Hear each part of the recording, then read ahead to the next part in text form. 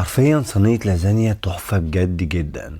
كانت شكلها وتحف وطعمها تحف. حاجة بجد فعلا. يلا بينا على الفيديو، يلا بينا. اول حاجة عندي جبت حوالي 3 معالق من الزيت الكبار، وبعد كده جبت حوالي معلقتين وسط من الزبدة، وبعد كده بدأت ان انا اسيح الزيت مع الزبدة عشان يديني تيستنج حلوة قوي بالشكل ده. وبعد كده بدأت ان انا انزل بنص كيلو لحمة مفرومة على وش ناعم حلو قوي. وبدأت ان انا اعصج اللحمة المفرومة كالعادة زيها زي المكرونة البشاميل. عارفين الجماعة كانوا عاملين يرازوا فيا، بس قشطة شغال يعني. بعد كده بدأت ان انا افرك اللحمة وابدأ ان انا اوزعها كده بالمضرب السلك عشان تيجي معايا كويس جدا. طبعا بما ان انا بستخدم في حالة تيفال فلازم استخدم مضرب سيليكون. حرفيا كانت اللحمة كانت حلوة معايا، وبدأت ان انا افركها كويس عشان تبقى مفلفلة معايا بالشكل ده. بعد كده هبدأ ان انا انزل بيه حوالي بصلاية ناعمة خالص جدا. بس لازم البصلاية دي حرفيا يا جماعة تبقى ناعمة حلوة قوي. ليه؟ عشان البصلاية ما بقتش ناعمة هتبقى تحس انها مخرزة كده بالشكل ده. انزل بالبصلاية حلو جدا، وابدأ ان انا افضي كل حاجة من البصل. طبعا عشان الاسعار غلت فلازم افضي كل حاجة. بعد كده ابدأ ان انا افرك البصل او افرم البصل مع اللحمة المفرومة بالشكل الحلو ده. بعد ما اتاكد ان البصل خلاص داخل على سوا، انزل بحوالي جزرتين مبشورين او جزرية كبيرة مبشورة بالشكل ده. وبرضك افضي كل حاجة من الطبق عشان الاسعار ولعت بالشكل اللذيذ ده.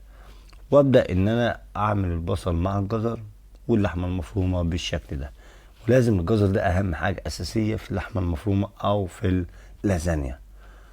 وابدأ ان انا افرك ده كله كويس جدا، واجيب عندي عودين من الروزماري وعودين من الزعتر عشان يدوا تيستنج حلوة قوي في اللازانيا. هم دولت اهم حاجة طبعا في اللازانيا.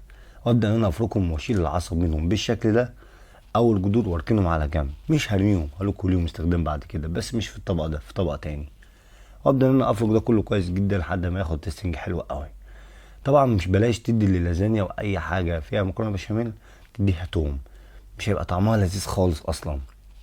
بعد كده عندي شويه بيستو طبعا متخزنين عندي في علبه زي ما انتم شايفين كده بزيت زيتون والريحان. وطبعا البيستو احنا نزلنا له فيديو قبل كده عندي على قناتي اليوتيوب رامي سعد محجوب. وبعد كده بدات ان انا انزل بالريحان عشان ياخد الصدمه بتاعه الزيت والزبده مع اللحمه والجزر والبصل تيستنج عالي قوي. وبعد كده ابدا ان انا اتبلها طبعا بسنه قرفه مع سنه فلفل اسود، ولو عايز احط كزبره احط كزبره بس بلاش. وبعد كده ابدا ان انا انزل بورقتين من اللورا عشان يدي تيستنج حلو قوي او ورقتين غار. وابدا ان انا اقلب ده كله كويس جدا يا جماعه بالشكل ده. كل التوابل دي لما بتنسجم مع الزيت والزبده واللحمه هيدي تيستنج حلو قوي. والملح طبعا زي ما احنا عارفين على حسب الرغبه، والكزبره برضو زي ما قلت لكم. وطبعا ممكن انزل بالكزبره حته حته وممكن انزل بيها مره واحده.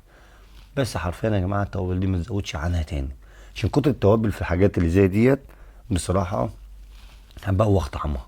بعد كده عندي شويه دوبليهات طماطم او شويه برنوزات طماطم او قطع طماطم متقطعه صغيره كويس جدا عشان هيدي تيستنج حلو قوي، يدي شكل حلو قوي في اللحمه. ادوق اللحمه بتاعتي، ومن هنا ابدا ان انا انزل بصوص طماطم عشان اقيم اللحمه مع صوص طماطم ما تبقاش حاجه سولتي ولا سبايسي. واسيبها بقى براحتها خالص على اهدى نار في كيا بوتاجاز، واغطيها على ما تجهز معايا بالشكل ده. اقلبها تقليبه وبرضو اغطيها لحس اخلي اللحمه كلها تنسجم مع بعض مع الصوص مع كل حاجه.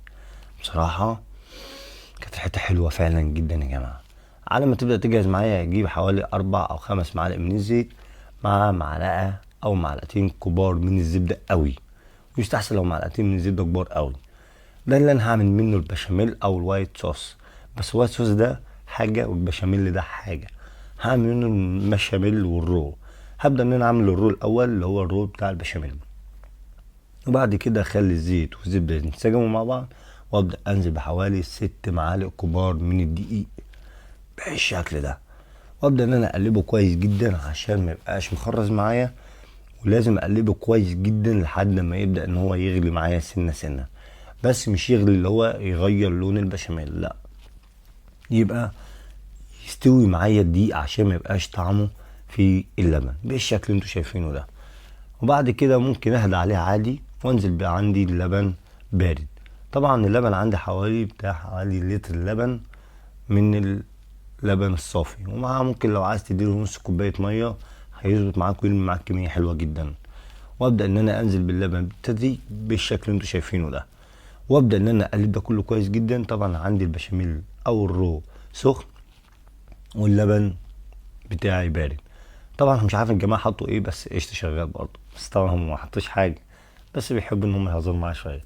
نزلت بمكعب مرقه بالشكل ده. وكمان بقى يعني لو يا سلام لو عندك عود كرات او كرفس هيدوا تست حلو، بس انا ما حطيتش. طبعا عندي الملح على حسب الرغبه، وطبعا عندي نزلت كمان بسنه فلفل ابيض هيخلوا طعم البشاميل تحفه بجد. عارفين يا جماعه انا ما استخدمتش في اللازانيا ديت حوالي كريمه خالص، استخدمت كل شغلي على الريحان بالشكل اللي انتوا شايفينه دوت. استخدمته في الصوص، استخدمته في الفرسه او في العجينه بتاعه اللحمه او بتاعه اللازانيا بالشكل ده. اول لما يبدا يتقوم معايا ويبدا انه يعمل معايا قوام، ارجع للحمه وبشيك عليها، وبعد كده ارجع للبشاميل تاني بالشكل ده. هيكون تقل معايا شويه قوي. الشويه اللي انا عايزه دوت حلو قوي، ده اللي انا هاخد منه شويه قبل ما يتقل خالص، وابدا ان انا احط في الصينيه اللي انا هعمل فيها اللازانيا. ابدا ان انا اوزع البشاميل الخفيف بالشكل دوت في الصينيه لحد ما يبدا ان هو يبقى خفيف معايا في الصينيه بالشكل اللي انتوا شايفينه ده.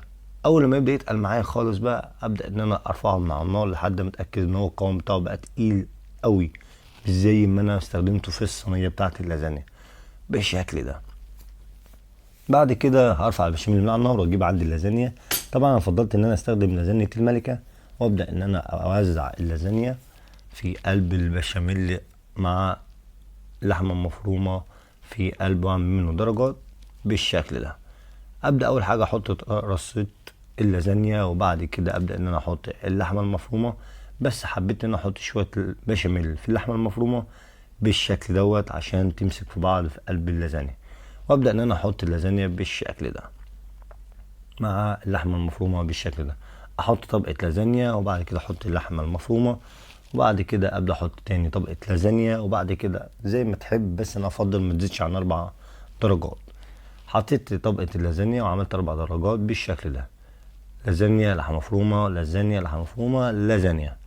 بعد كده بعد ما اخلص كل التوزيع بالشكل اللي انتوا شايفينه ده، هبدا ان انا احط البشاميل التقيل معايا بالشكل ده.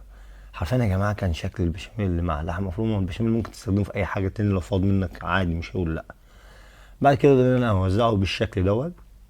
بعد كده ابدا اجيب الجبنه الموتزاريلا مع الجبنه الرومي، هيدي تستنج حلوه قوي.